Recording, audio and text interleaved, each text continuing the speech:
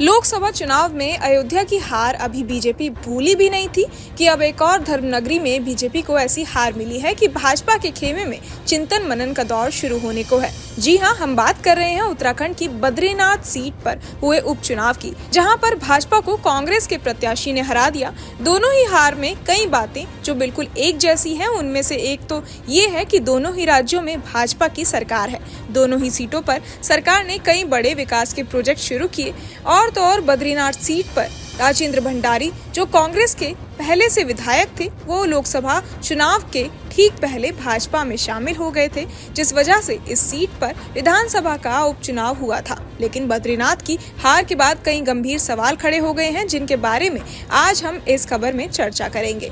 बड़ा सवाल ये है कि बद्रीनाथ में क्या विकास कार्यों से स्थानीय लोगों और पुजारियों में असंतोष है। बता दें कि कुछ महीने पहले ही बद्रीनाथ में पुजारियों और स्थानीय लोगों ने जमकर विरोध प्रदर्शन किया था।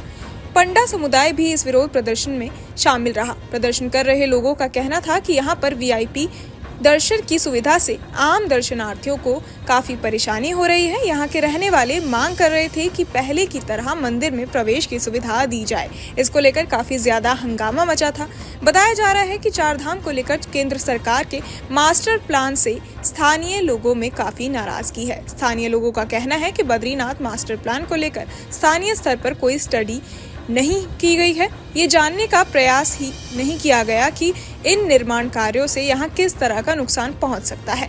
अगला सवाल, क्या अयोध्या की तरह ही बद्रीनाथ में मुआवजा बना मुद्दा? माना जा रहा है कि यहाँ पर मनमाने ढंग से हो रहे विकास कार्यों को लेकर नाराजगी ने भी भाजपा की मुश्किल बढ़ाई। असल में इसको लेकर तीर्थ पुरोहितों में भी नाराजगी है। उनका कहना है कि यहाँ हो रहे निर्माण कार्यों के चलते प्रहलाद धारा और नारायण धारा का रूप बदल गया है। स्थानीय लोगों का कहना है कि पारंपरिक रूप से इन धाराओं से ही रावल जी का पट्टाभिषेक होता है। इसके अलावा लोगों में अपने घरों और जगहों के पर्याप्त मुआवजे को लेकर भी गुस्सा रहा है। अब बद्रीनाथ के नतीजे बताते हैं कि ये सारी बातें चुनाव में भाजपा के खिलाफ चली गई हैं। अगला बड़ा सवाल है कि विकास के कारण हो रहे निर्माण से क्या लोगों में नाराजगी?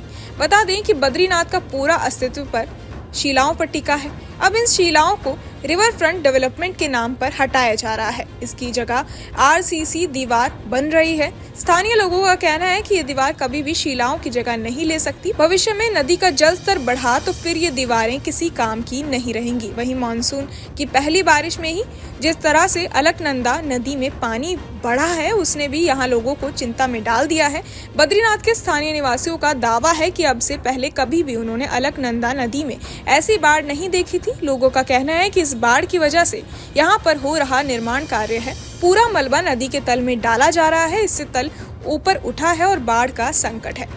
क्या भाजपा को नेताओं का इम्पोर्ट भारी पड़ रहा है? बता दें कि बद्रीनाथ सीट पर कांग्रेस परंपरागत तौर पर जीत हासिल करती आई है। राजेंद्र भंडारी ने 2022 में कांग्रेस के टिकट पर यहां जीत हासिल की थी, लेकिन इस बार लोकसभा चुनाव से पहले उन्होंने पाला बदल लिया और भाजपा की तरफ चले गए। भाजपा ने उन्हें बद्रीनाथ सीट से उम्मीदवार भी बना दिया, लेकिन राजेंद्र भंडारी लोगों का भरोसा नहीं जीत पाए। दल बदलू की उनकी छवि भारी पड़ गई और कांग्रेस उम्मीदवार लखपत बुटोला को जनता ने जिता दिया।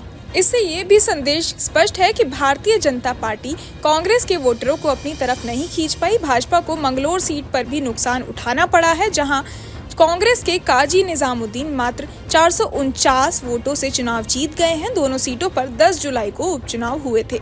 बद्रीनाथ के बाद केदारनाथ कैसे संभालेगी भाजपा? केदारनाथ सीट पर विधायक रही भाजपा की शैला रानी का हाल ही में निधन हुआ है। कुछ वक्त बाद यहाँ पर भी उपचुनाव का ऐलान होगा। अयोध्या, बद्रीनाथ जैसे तीर्थ स्थलों पर स्थानीय लोगों की नाराजगी ने भाजपा का जो हाल किया, उसने पार्टी नेतृत्व के माथे पर टेंशन तो लाद ही दी होगी। बता दें कि केदारनाथ में भी लोगों में कम नाराजगी नहीं है। हाल ही में उत्तराखंड के मुख्यमंत्री पुष्कर सिंह धामी ने दिल्ली के बुराड़ी में केदारनाथ धाम के प्रतीकात्मक मंदिर का भूमि पूजन और शिलान्यास किया गया। इसके बाद से उत्तराखंड में संतों के साथ साथ स्थानीय लोगों में नाराजगी है। केदार घाटी की जनता में भी आक्रोश है। चारों धामों के तीर्थ पुरोहितों ने कहा कि क्या चारों धामों के दर्शन दिल्ली में करवाए जाएंगे? तीर्थ पुरोहितों ने इसे सनातन धर्म के साथ ही संस्कृति का अपमान बताया। ऐसे में अब ये देखने वाली बात होगी कि भाजपा ऐसी सीटों पर कैसे अपने आप को मजबूत कर पाती है। Bureau report, news nation. News nation अब व्हाट्सएप पर खबरों के ताजा अपडेट के लिए न्यूज नेशन के इस क्यूआर कोड को स्कैन करें